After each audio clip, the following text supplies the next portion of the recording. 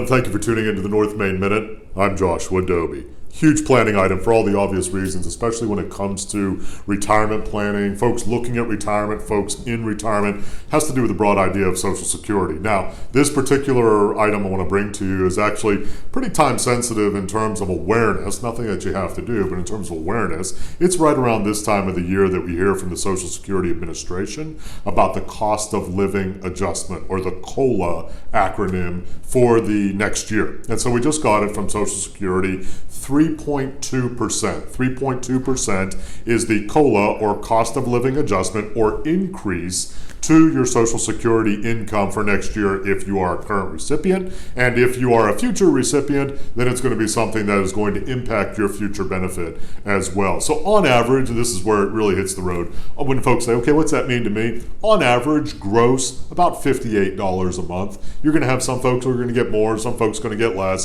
But on average, based upon what the average Social Security income is, it's going to be about $58 a month. So definitely something you want to keep in mind. No, it's not earth-shattering. And yes, it is very different from what we've had the last 2 years. And the reason for that is the calculation, without getting too wonky and boring with you here on the North Main Minute. The reason why is because the cost of living adjustment is a product of, not purely, not one-to-one, there are some factors eliminated and some factors that are added, but it is a product of CPI, or the Consumer Price Index, basically inflation. So we've seen the previous 2 years, we've seen pretty significant jumps, 5.9%, 8.7% here over the last couple of years.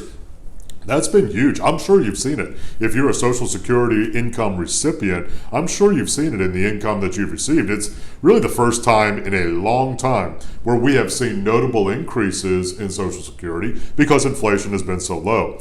The last 2 years, inflation has spiked significantly, and it has resulted in much larger increases for Social Security. Now we're kind of getting back to, quote, normal, and so we're getting closer to a normal kind of Social Security income increase, again at 3.2% for this coming year.